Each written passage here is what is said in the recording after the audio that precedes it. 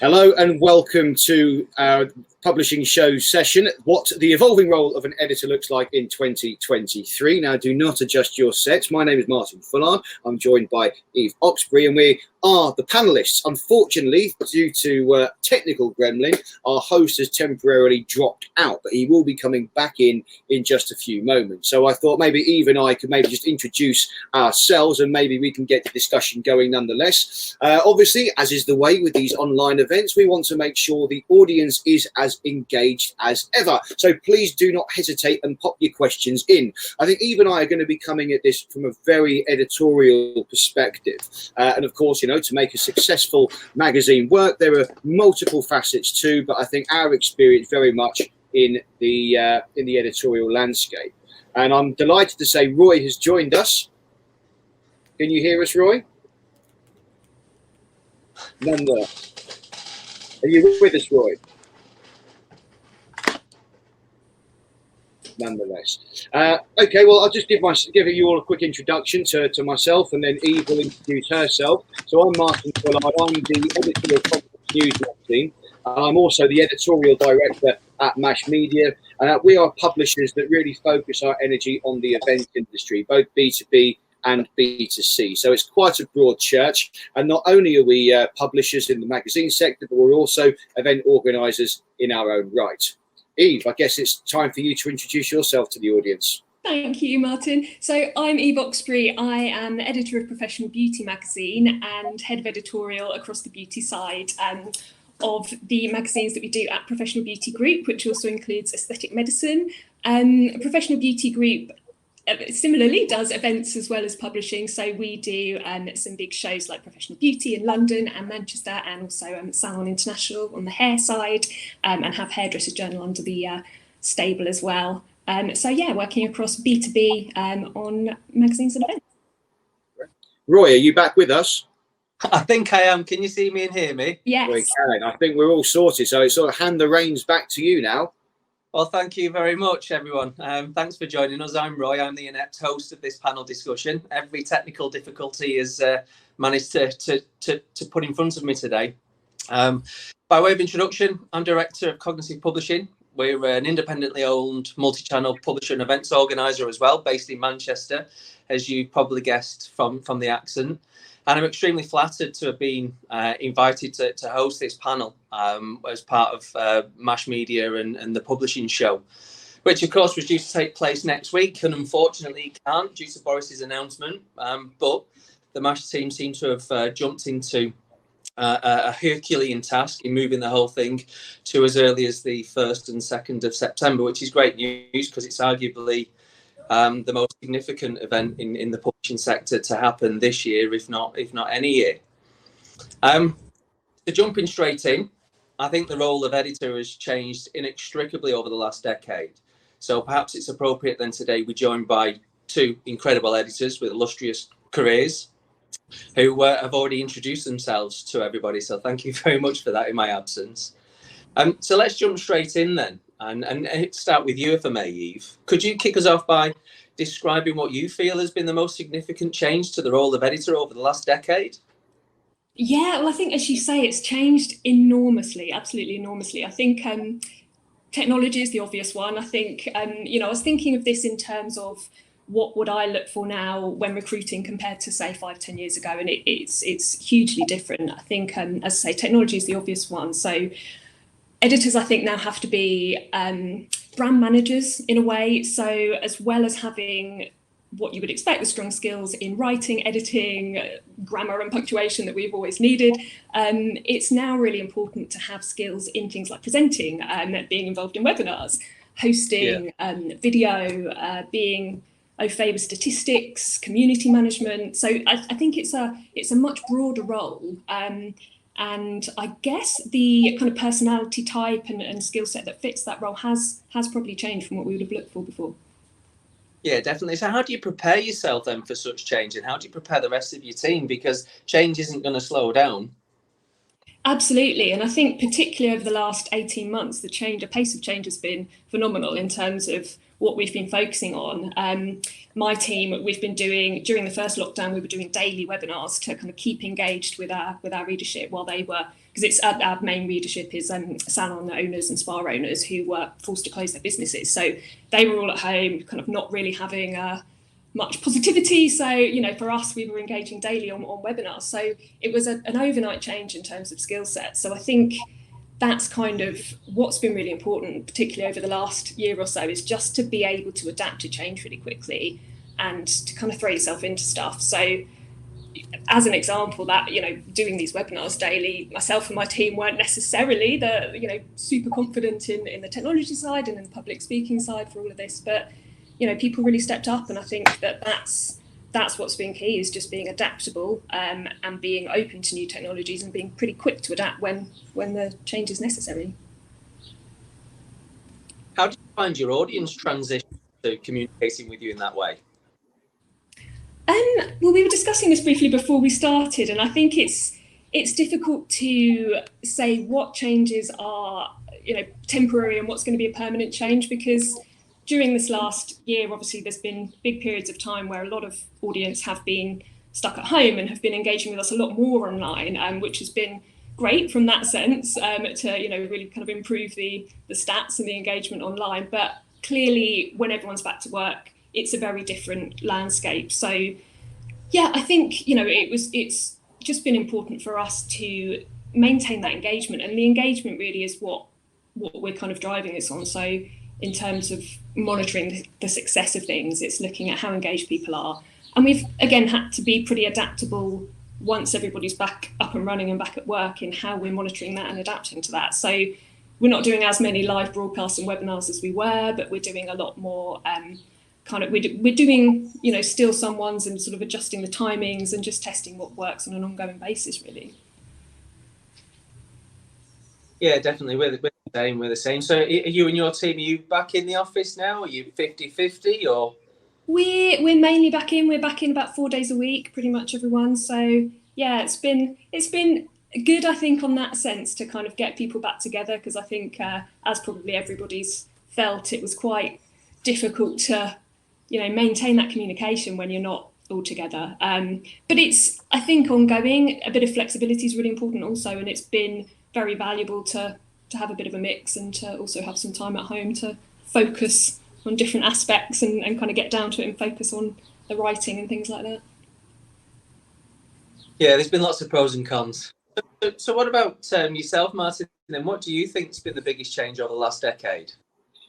Well, I think, well, first of all, I agree with Eve's appraisal of it there. I think editorial teams have just been pared back and back and back, and they're small now. They're smaller as they've ever been. I mean, I worked on a national daily broadsheet out in the Middle East, and even back then, this is only like 5 or 6 years ago, you know, you had the editor would tell the reporter what to go and do. The reporter went and did it. They submitted to the sub-editor. The sub-editor would then obviously send it to the editor. The picture editor would then get involved. And then you'd have a web editor to put it online. You'd have about 6 people to get one story, you know, involved in one story's process. And now that's almost unthinkable. And publishers will inevitably have multiple titles. So you're seeing more and more now one journalist working across maybe 3 different titles. You know, they've really pooled those resources. And I don't care if I sound controversial. I think in some cases that's a mistake, because I think you really are spreading those resources too thin. And it tells me that sometimes the bottom line's a bit too bottom and you're stretching yourself too much, because at the end of the day, if you do spread yourself too thin, and you spread your resource too thin, your product is not going to be as in-depth. We all want to be investigative journalists. We all want to really dig deep. But at the end of the day, and this is a sad reality, a well-researched and a well-written feature is no guarantee of good web traffic. It may only be read by 100 people, but those 100 people will definitely want to read it. How does that stack against, you know, 10,000 people on the clickbait wagon? So, and I think when you apply those sort of economics, you can see how those editorial teams have shrunk. And I think, you know, all publishers need to err on the side of caution there. At the end of the day, you're only as strong as your brand, and you need to obviously make sure your brand delivers. And therefore, that does require a bit of talent and a bit of skill in human resource. So I say one of the challenges is dealing with smaller teams. But then saying that as well, the roles have evolved. I mean, there are obviously journalists of different ages now where they will write, and they write for print, and it's still very much that print mindset. You do have to be multi-skilled. You do have to be able to conceive your story, write your story for both print and online. And you need to be taking care of that online element as well. But yeah, the editor, or even just the reporter, the deputy, all does everything now. We source our own pictures. You know, we do everything ourselves. We upload it to web ourselves. We, you know, sub it ourselves almost, or at least pair up with someone else. So yeah, I think that's one of the biggest challenges, and one of the roles that, you know, as an editor, I've found to be quite prevalent elsewhere when I've spoken to colleagues. So yeah, shrinking teams have made things a little bit challenging, but at the end of the day, you've just got to sort of do the best job you can still, I suppose. So what do you think the solutions look like then, Martin? Now, what do we do what do we need to do to move the dial and change things? Content is king, right? And without content, we've got nothing, and we need to produce that content. So how do we change it? I think every publisher in the land is struggling with this one. So if I accidentally leaked the golden secret, it was by pure accident. At the end of the day, I think we just need to move away from this idea of what is the model. There are going to be multiple models to make things work. And I think at the end of the day, I think it's important for publishers to remember that, as I go, take the journalist out of it for a moment, it's a business and it needs to survive. Therefore, what is your sales story? You're only as good as your brand. You're selling against your reputation. So if you have got, you know, a strong editorial team with an ethos of accurate content that doesn't come across as clickbaity, that doesn't come across as cheap or gimmicky to hook people in, and is genuinely insightful, then you should be able to sell to your community. And you should be able to say, well, we can charge more for this because this is quality. You won't get this anywhere else. The internet is just littered with the same stuff rehashed and repeated elsewhere. So you've got to be unique. And if that means less content, then so be it. But it has to be strong. It has to be good. You have to work hard. And if you do that, surely the sales story almost sort of tells itself. You're selling against that reputation. You know, at the end of the day, anyone can set up a website, you know, one of those clickbait sites. I'm not going to name any, but, you know, they sometimes include words like Bible and things like that. That exists just to generate clicks. Is that really a business model? It is, but it's not really an editorial business model. And I think, and I'm only going to speak for a B2B publisher because that's what I do now. I'm sure it's going to be a different challenge in a consumer-facing magazine, but you're serving a community. You have to really immerse yourself in that community. And if you can really build up a strong reputation in that community, really get under the skin and make the right connections and be a go-to guy, then surely the sales story sells itself and you will prosper. Well, yeah, you would have thought so and you would hope so. But then how do you manage the expectations and the perceptions? You've got the client, on the other hand, who is taking retail space across your sites. The client's looking for impressions, looking for clicks. You've got a commercial team, a sales team who want the best possible stats to give to their client to get repeat business. How do you take everybody on this journey of education? Because you set straight the objectives. First of all, you take all these click-through rates and you throw them in the bin. That's my view, because I don't think that's really what people. I think that's what people think they need. But I think on that first contact between the publisher, you know, the sales staff, and the client, you need to understand their needs. And you know, I'm an editor. It's not my strong point to actually understand, you know, to run that. But at the end of the day, what are you selling? If you're just selling click-through rates and things like that, that might be the wrong product for them. Essentially, what they're buying into, bottom line, they're buying into your readership. They're buying into your marketplace. So if you want to go the extra mile, you've really got to present that client to the marketplace, and that means trying different things, run events with them. So let them say, okay, what we'll do is we're going to run an event with you. That's how we're going to get you into in front of the marketplace. Let's host a round table, or let's host an online panel discussion. You can join us or you can sponsor it, whichever way you like. Let's identify some key industry individuals who you want to who you want to be in front of, or who you think would be best leading that discussion. So in my case, it would be event organisers, I guess. And let's pack the room out with people who want to learn, or we think might be your potential buyers, and get you in a room together, or virtual room together is the age we are now. But I think it's just resetting what the objectives are. Do you necessarily have to be led by what the client wants? Shouldn't our job be to guide them and to say, right, this is the best fit for you. Let's go on the journey together. Yeah. And I think when you do that, all of a sudden it sort of shifts that almost old-fashioned mentality. I mean, our magazines now don't really include many print adverts, but we know we've moved very heavily towards advertising features as well. And that's great, as long as they sit alongside proper editorial, which has been thoroughly researched and is accurate, because that's what they're buying against. The two go hand in hand. I agree. I completely agree on this. I think it's such a difficult balance, isn't it? I think there's increasing pressure for sponsored paid content, and it's so hard to kind of keep that independence. And I think, as you say, Martin, that initial point of contact and everybody being on board with the vision is so important, and that's the difficult thing to achieve, I think. And we talk a lot, I know, about kind of rivalry between sales and editorial and kind of getting that balance. But really it is kind of getting that team on board to sell the opportunity in a way that is going to work, because I think the challenge is that there's often advertisers who would want to do a piece of paid content that is very promotional, and that might work as a one-off piece, but you're probably not going to get them back. It's probably not going to get them the results that they want. So yeah, I think long-term success, you need a kind of clear structure for the opportunity that really aligns with the editorial and kind of it's a really good point. If I may add in, it's like almost the role of the editors almost becoming a consultancy in that respect. Yeah. And it's like, so the sales guys will obviously have they've got targets to hit. They're on the board, they've got to hit a number. So there is tremendous pressure on them to hit that. We get that. So but they do need to obviously make sure they tell that story. What happens is, okay, well, we've got so-and-so on the line here. They want to go and do this. And then they pass over to us, right, over to you, editorial. And it's like, well, you've given me nothing to work with here. So we've got to try and establish what are your needs. And yeah, like you say, when it comes to promoted content or advertising features or partner content, whatever expression we choose to use, a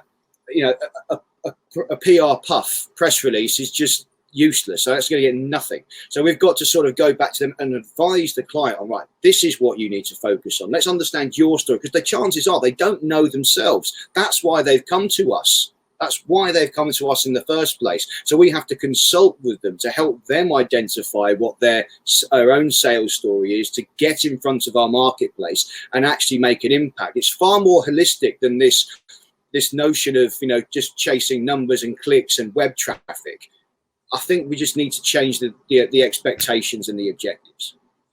Yeah, I agree. I think all too often clients get hung up on the data, on the stats. How many times has their advert been seen? How many times has it been clicked on? And what we're seeing is, there's been a huge decrease over the last 3-4 years in click-through rates across all channels. And it's not the golden goose. It's about intent. It's about, the client's message being seen alongside good quality content, about it being immersed and digested, rather than just on a screen, never to be seen. It doesn't make sense. And I think you're right when you talk about being a consultant and offering that extra layer of service to customers, explaining to them how media works, why editorial is so important, and how content, well thought through and put together, constructed content, can completely change the dynamic of a client's campaign. And communicating that message to all of the stakeholders, getting on board, is a message I just don't think you can over communicate. And also, yeah, as you say, the fact that they're buying your expertise, not just your data, really, I think is the key, isn't it? It's, yes, we can get your message out to our market, but they're not going to engage with it unless you listen to us about what works for our market, because we know we do it every day. So that's sometimes a tricky message to get across. Yeah, they need to trust that we understand our audience and we know what they want, and we know what's going to motivate them to make the right decisions for the customer. So just to move things on in a slightly different direction for a moment then, we've talked about change, we've talked about decreasing numbers of editorial staff, but increase in demand for content. And of course, we're putting this content now across multiple channels. But what about print? Is it dead? Is it making a comeback? Should it make a comeback because of the green credentials, of not printing and distributing magazines globally? We've got a responsibility to make a change to that agenda, or should we be giving our audience what they want if they want print? I think print's not dead at all, and I think when you look at the environmental question, I think that's when a publisher and printer need to have a conversation, because there are ecologically friendly options there. That's not an insurmountable challenge. Paper can be recycled. You don't need to use. You can use these new sorts of wraps, the name of which has just escaped me at the very time I need it. But I don't think that needs to be the barrier. And I think it's funny, it's hilarious. So in the events industry, quick one for you. Obviously, over the last 18 months, you may have noticed there haven't been many live events. And of course, there's been an absolute sonic boom of online events. And that has obviously given surge to the platform provider, and we're using one right now, has just exploded into this hyper competitive marketplace. And you like this one. And all last year, dealing with these guys all the time, press releases here and interviews there, and there was promoted content coming in left, right, and centre. You say, run it online. They all wanted to be in print. They all wanted to be in the print magazine.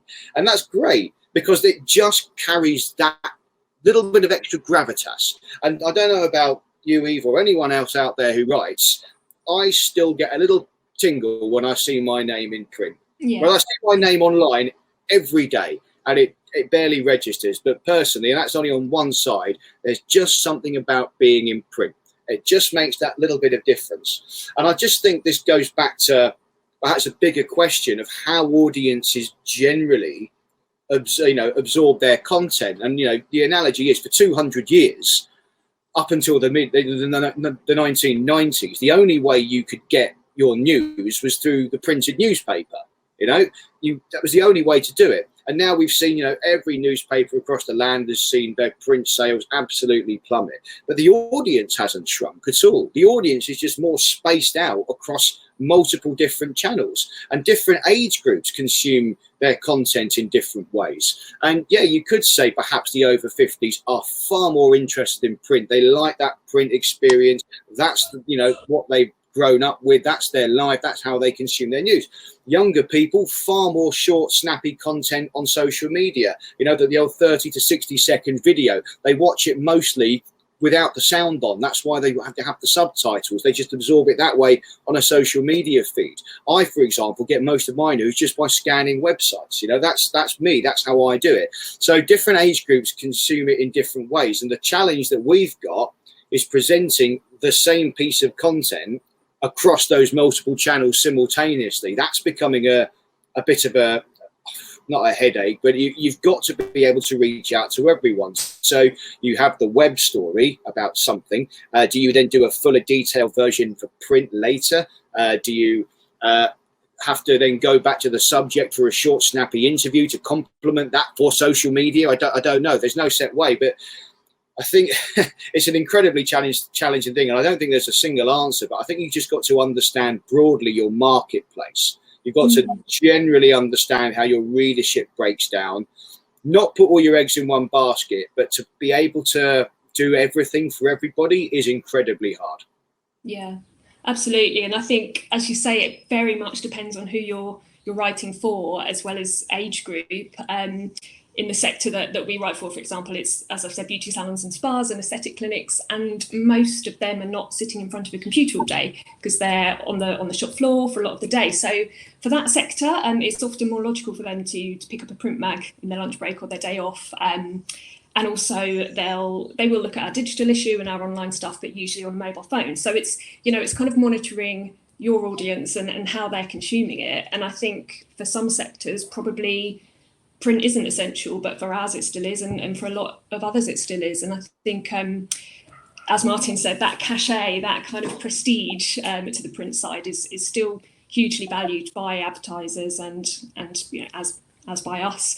So I think in certain sectors, again, B2B, which I also work in, I think you often have smaller print runs with a very targeted readership. So it's a more affordable model than the sort of mass market B2C sector. So in that sense, there's more of a longevity to print, where it is more affordable and you can reach the people that you need to reach who will value that physical magazine. And can I just another point just came in that it's hot mainly for B2B, but you have to have a physical presence in the marketplace that you serve. Otherwise, you just become another website, and websites get lost if they're on their own. I mean, you've got to spend a lot on a website's brand to make it, give it a physical presence. I think actually, and we're talking maybe just, the drop boxes with magazines stacked in them, or you're at an event that you're sponsoring or media partner of, you've got to have that physical presence. Definitely. It gives that independent authority, doesn't it? Because we're all more than magazine publishers now. I think, again, particularly in B2B, we all do events. We're pretty much awards, focus groups, conferences, shows. So you need something there that, that people can see and touch it there, but also to market your own, to market the other things that you do through an independent magazine is really valuable. That's really interesting, because as a publisher, we took the decision over 18 months ago to stop printing magazines, and there was two main motivating factors, and one and most significantly is we're a big publisher to the public sector, and we were getting a lot of people asking and sending back copies of a physical magazine because of what they consider to be the environmental impact. And when enough people say the same things, you have to listen.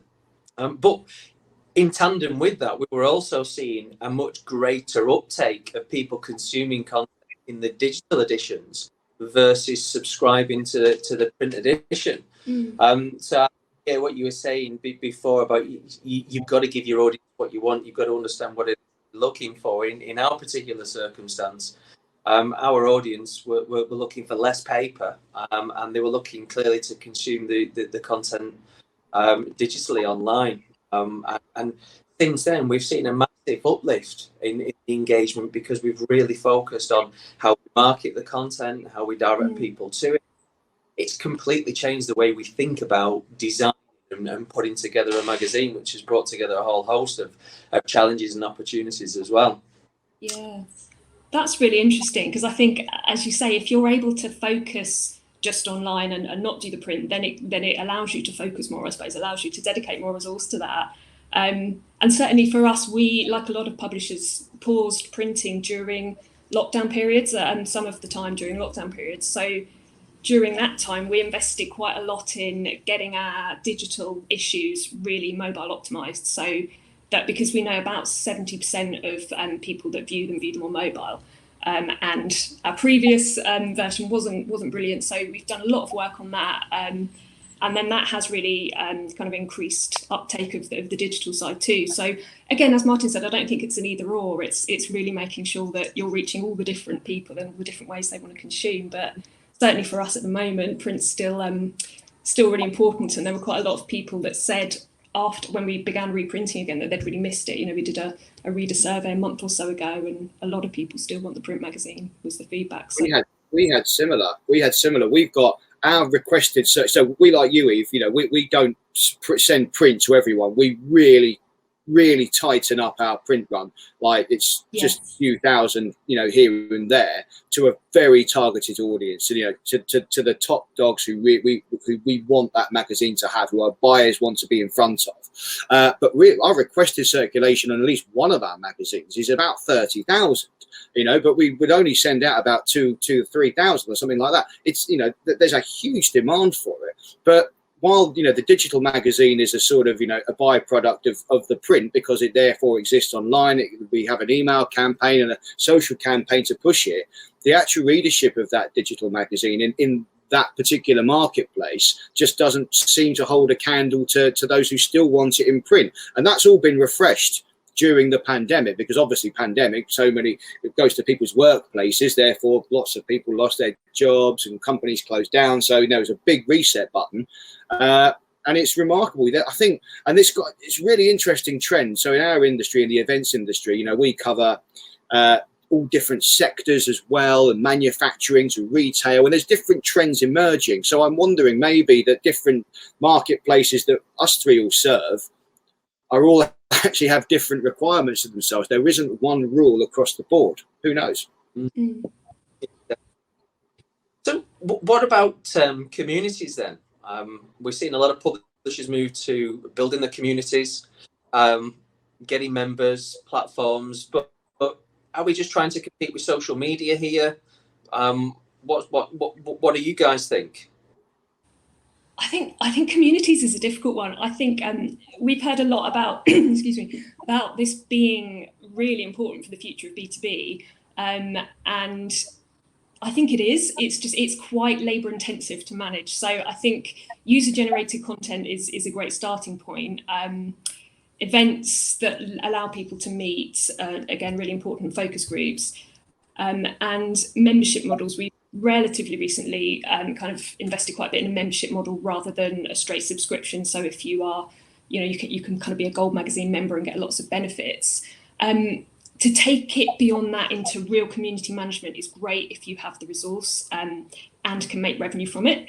But I think it's tough. I think, yeah, it's important, but you need to dedicate quite a lot of time to it. Is my opinion. Yeah, we've got.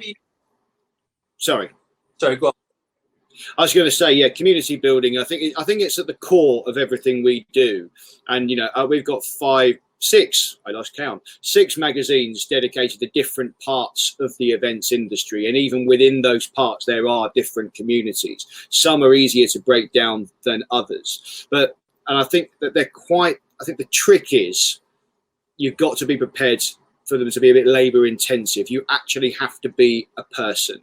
And, in our case, in one of our magazine's cases, Exhibition News, it does exactly what it says on the tin. The community is clearly exhibition organisers. And we have like a solid, while there's about 3,000 individual organisers across the UK, we estimate, we've got a core of about 50 of who cumulatively organise the biggest events in the UK every year, and even globally in some cases.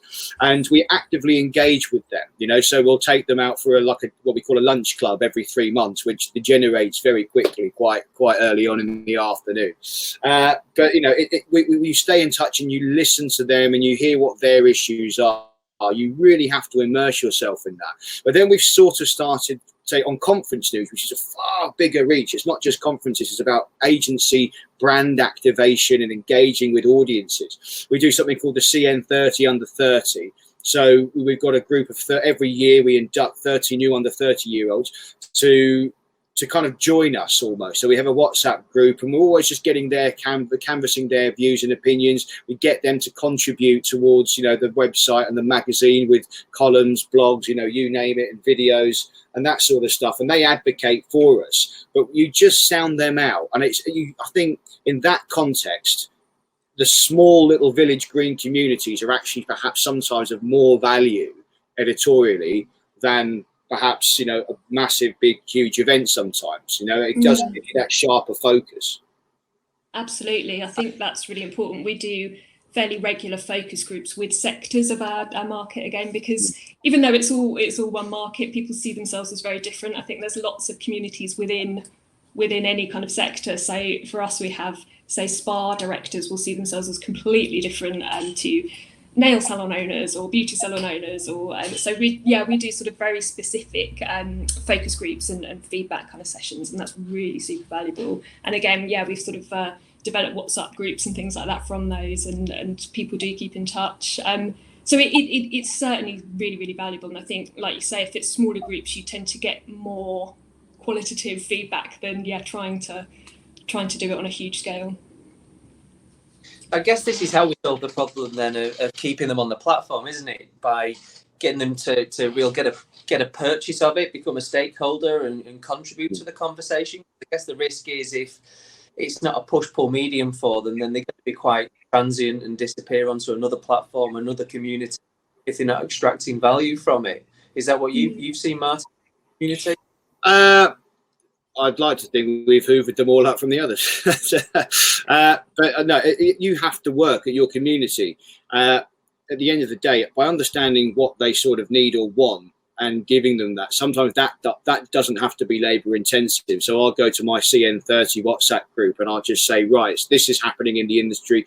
I heard a lot of discussion about, I don't know, single-use plastic. Does anyone here want to write a blog on that? And you can bet your bottom dollar at least 5 or 6 will be straight back and say, yeah, I've got some strong opinions on that. So you're sort of giving them a lot. And it's not very labor intensive for me because the blog will come in. All I need to do or give it to one of my guys is to just, quick sub it for house style, a quick top and tail and put it online and Bob's your uncle. It's done quite quickly.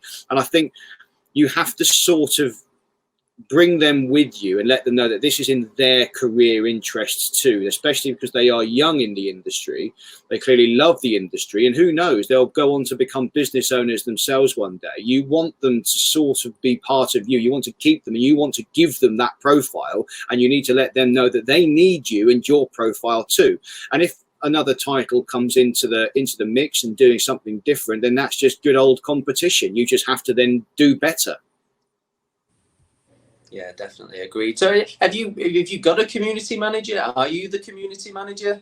Is this a specific role? Funnily enough, about 10 days ago, I employed someone specifically for the role in a newly created role called digital and community editor, which is kind of I suppose he's almost like a utility man, a right-hand man for me, because it was becoming quite big. And because I'm not just the editor of Conference News, I'm the editorial director across multiple titles. We obviously need, it's very hard to stay on top of that individually. And I am still perhaps more closely associated to my own individual title by association. But yeah, I absolutely have to do that. And it goes back to what Eve said at the very start of this discussion, that the editor is the brand manager. You have to be involved. And I think you're starting to see that in mainstream media too. If you look at LBC is a great example. Go on their social feed. It's not LBC, the brand, it's James O'Brien's latest viral clip, or it's a phone call that went wrong with Nick Ferrari. It's all about the presenter. And that's the focus. You're not judging LBC brand, you're judging Nick Ferrari, or you're judging James O'Brien. And it's quite interesting. And I think, in our role, we have to sort of assume that too. We have to be a leading authority, and we have to force ourselves to be in that position of respect. You've got to be aligned with your trade associations. You've got to know the industry top to bottom, and you've got to put yourself out there to national media to gain exposure and be that go-to expert for our niches. So there's all of that going on, and that is therefore putting you sort of at the top of the community. People will become more aware of you by association and want to join your community. So yeah, it's all very interconnected. I think that's it. It's a balance, isn't it? Because as you say, you need to, as an editor, be super involved in that community, but it may be ambitious to be that community manager. So I think having someone for the day-to-day is really, really helpful when resources allow, but you can't kind of outsource it. You've got to be really, really involved, because it's you as that kind of figurehead that people want to engage with, hopefully. And and it's important for the profile, definitely. So what about, we've talked a lot about content, building communities. We talked about, you both touched on the challenges of the differences in audience from, I guess, millennials and Gen Zers to the older generation and how they're digesting the content. But what about, excessive content, journalism, so to speak? We see that with some publishers, they try to cover everything. You've just explained, Eve, we can't cover everything. Clearly, it's not a valid strategy for publishers to try because it just makes the content too general and watered down. But how do you straddle that fine line, Eve? How do you make the decision that enough is enough and you concentrate on your core content?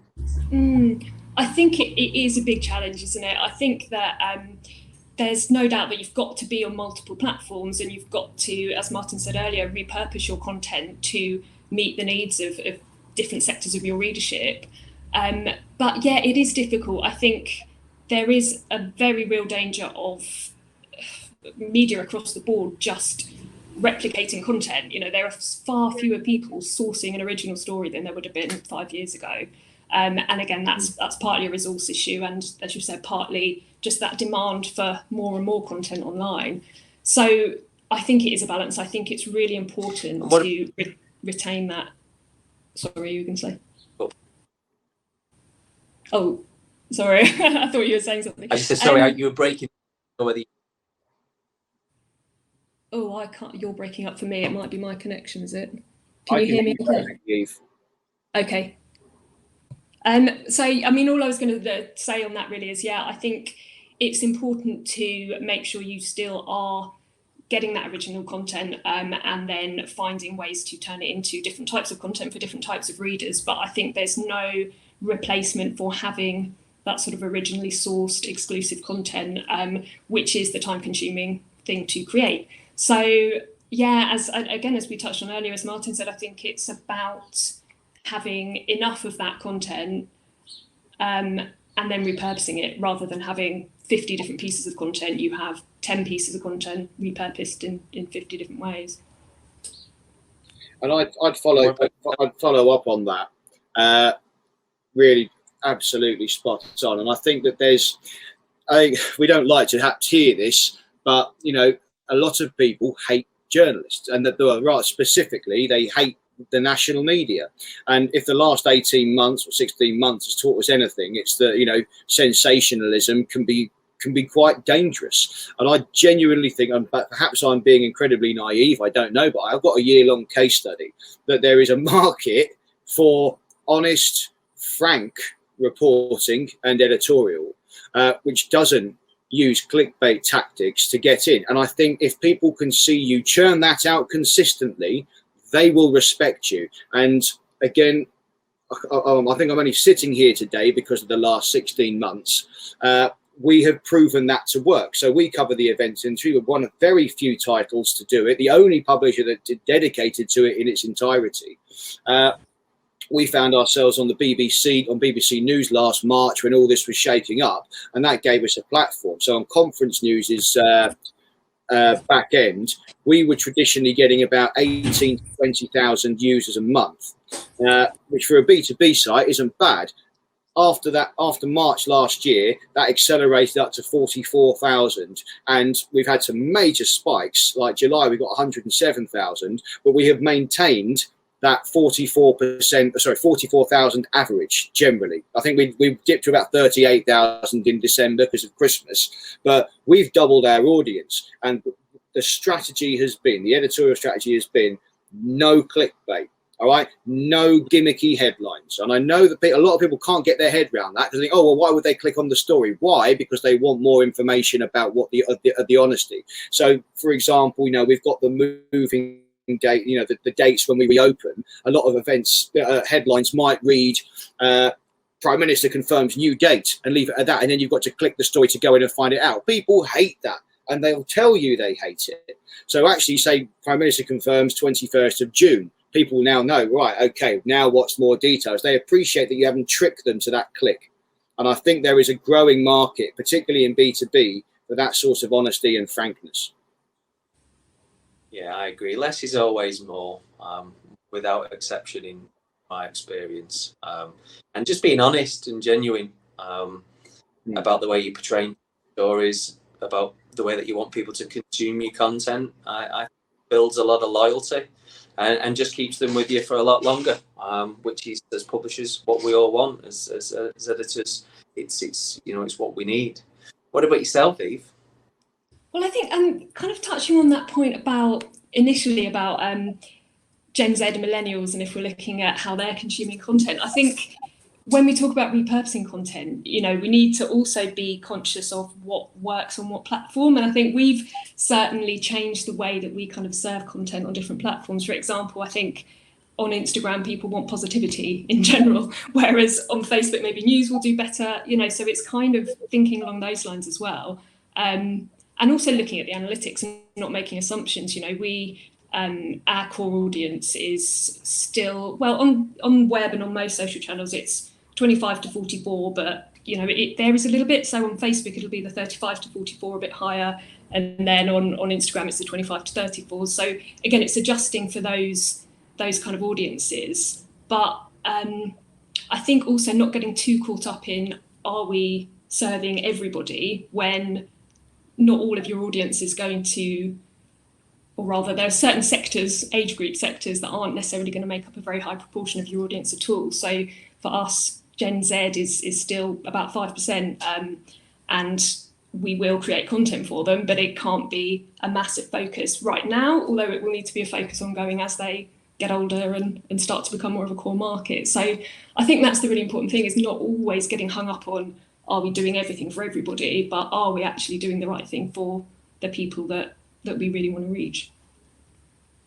Well, as you touch on metrics, there, I've got a question in from James Bowley, and he says, can you guys give him a steer as to what metrics you are using to gauge success, social engagement, and web traffic, email clicks, and stuff like that? Clearly, it's a broad question, and there's a lot of metrics there. But what does success look like for you?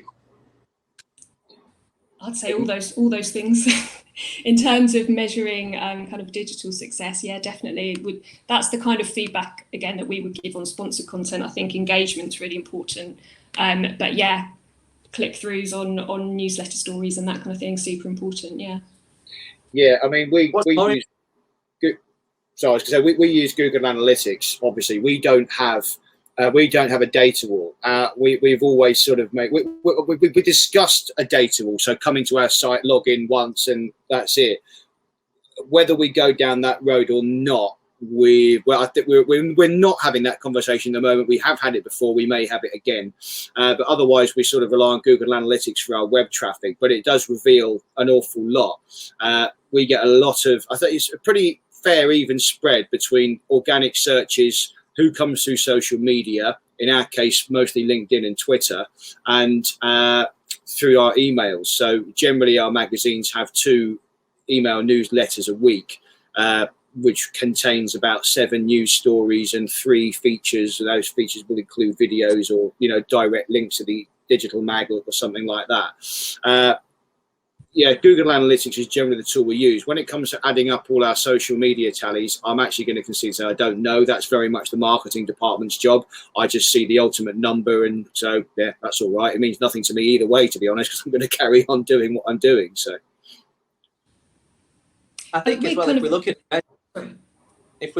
metrics, we talked about not being clickbaity, not going for these high voluminous clicks, and I think a good metric to look at is dwell time on an article, and how many articles were read per visit. I think that gives you a good steer as to just how good your content is. Yeah, I think so. But you said, was that a question to me? Sorry, or was that to Eve? I didn't quite hear. I was handing over to Eve then, because Eve was going to jump in with something. I was just going to say, I think our kind of structure is quite similar to Martin's in that sense, in that, yeah, we have 1 to 2 newsletters a week per magazine that we do, and similar, that we'll be looking at kind of click-through rates on that.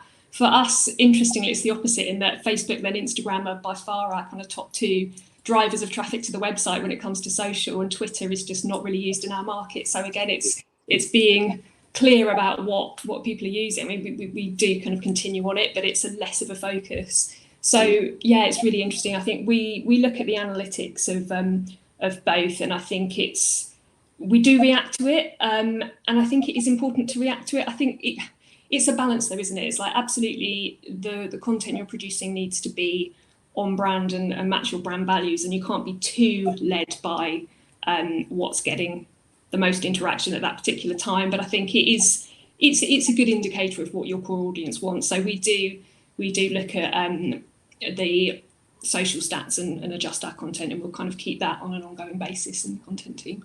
That's a really good point, even, isn't it? Because at the end of the day, I think what year it was? 1 year. There's the story that the most read news story in the whole year, I think in 2016, was about a cat that looked like Hitler. That is what got the most web traffic, and you think to yourself, okay, fine. Is that of actually any use to anybody? No, it's just clickbait nonsense. So a good feature is no guarantee of good web traffic, but it can be a guarantee of good brand.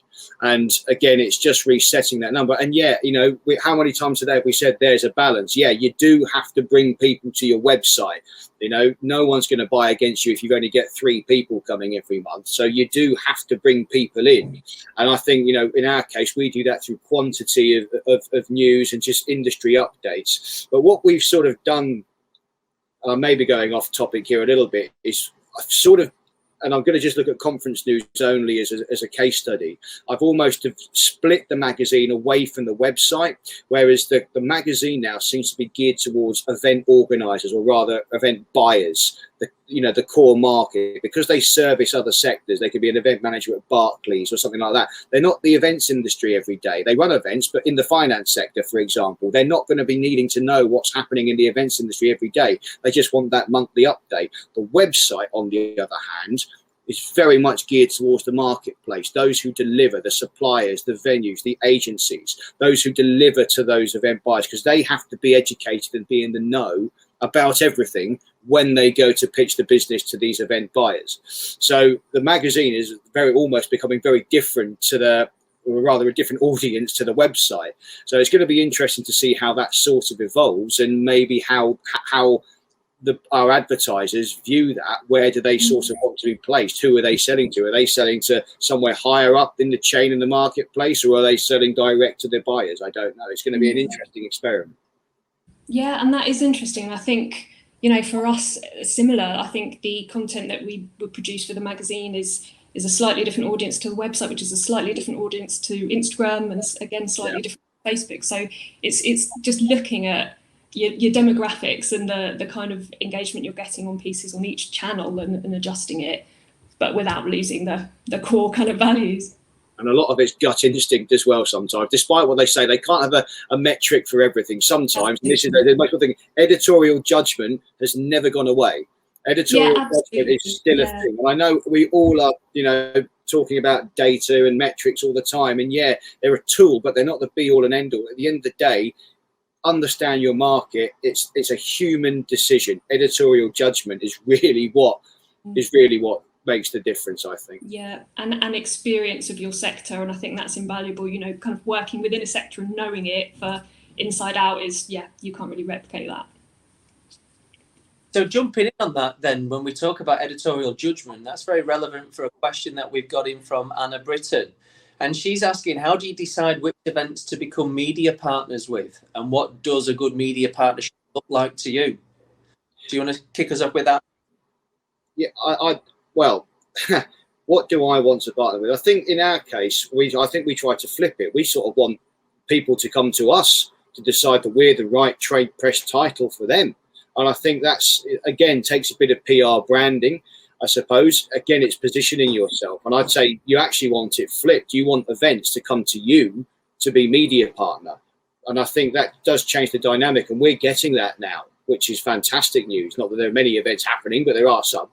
But it's a case of flipping it. But I guess if you were going the other way and you were looking for an event to partner with, you've got to be bold, and you do have to look at the marketplaces they serve. How does that align to your own, not necessarily your editorial strategy, but your business strategy, I suppose?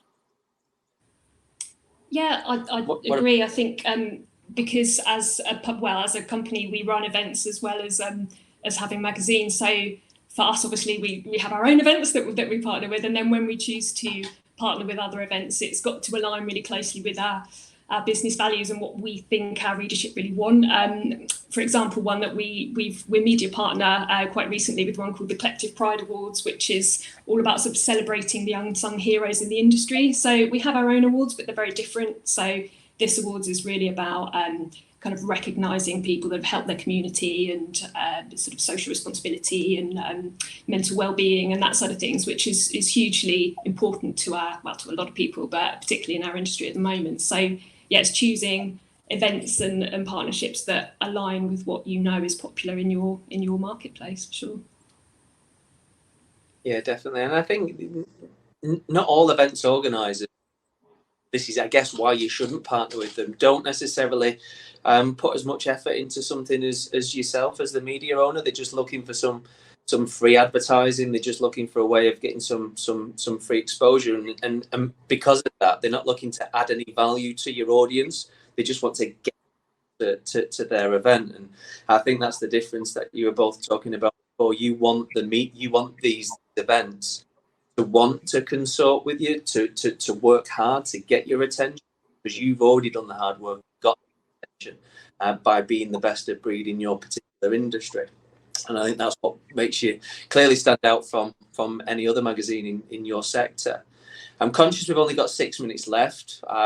We've not looked at data journalism yet, so quickly then. Data journalism, should we be doing more of it? Should we be doing less of it? We've seen a lot of data journalism over the last 15 months with COVID statistics. Are we fed up of it, or is there a place for it in B2B and B2C? Numbers without context. I think it's very much you got to make your decisions. At the end of the day, everyone loves data. Everyone loves that sort of stuff to a point, but it doesn't really. It's very much a foundation, and I think. Yeah, you can go out there and do your research, and you can focus on a niche, and go out there with surveys, and take on a proper research company, which I'd always advise. Doing Survey Monkeys and things like that, and going out that way, doing it yourself, it is fine if you're just looking for some space filler. But to be honest, to be in depth, commission reports, you've got to go hand in hand with a professional. But then what you get back shouldn't really just be the end result as such, and you just present, oh, here's all the numbers. You've got to then sort of follow that up a little bit to give them some context. So, numbers on their own depends really. What do they really tell you? I don't know. It's the same as the web traffic debate, really. The web traffic doesn't really tell you anything. It just gives you a bit of a watermark. It tells you roughly sort of where you are. But really, again, it's a case of just taking that, contextualizing it, and actually giving something that the audience will relate to. Yeah, is there a place for data journalism in your industry, Eve? I think so. Again, I think it's a mix. I think it's really important to look at the statistics and to do that research. I think there's been a lot more of it over the last 18 months. Again, I think because there was recognition that there was a lack of data in our industry. So particularly with the salon and spa sector being represented to government, and the right decisions being made over lockdowns, and what was allowed to reopen when. So there's been more research than ever probably in the last year or so in our sector. But I think it's important to do and to notice it and to include it, but it should form the basis of then content.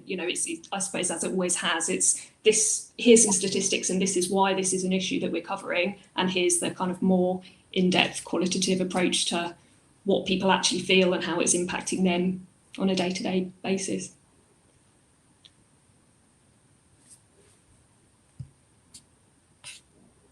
Okay, thank you. So we've got 2 minutes left. Eve, can I ask you just to give us insight into what you think the biggest challenge for an editor is going to be over the next 12 to 18 months? Wow. I think probably, as we started at the beginning, I think teams have been squeezed, and editors need to be really, really good all-rounders, but also pretty good specialists in all of the things that they're an all-rounder in too. So the challenge is embracing technology and really kind of embracing data and statistics, but also holding on to quality journalism and original exclusive content. So that's what we've all got to do somehow. Thank you. And you, Martin, what do you think the biggest challenges are over the next 18 months? Well, all of the above. I'd also say talent acquisition and retention. Go back to what Eve said at the very start. You've got to be. You don't have to be perfect and be presenter trained, but you have to be affable and be able to present and confidently host webinars and engage with your community. And junior journalists coming in and coming out of university won't have that confidence. If you don't know a market, you're not going to have that confidence. So really giving them that understanding when they join you or when you take them on, that they're going to have to work towards that. That's going to be part of the job. They probably won't have been taught that at uni if that's the route they went, or through an apprenticeship, or with the NCTJ, or however they've come in. Letting them understand that they're going to have to learn to be a public face, and that is going to be a part of the job going long term. And hopefully they won't be too put off by that. Super. Well, thank you very much, guys. Really enjoyed that. You've been great. I hope I've done you both justice, and have a great afternoon. Thank you. It's been really interesting.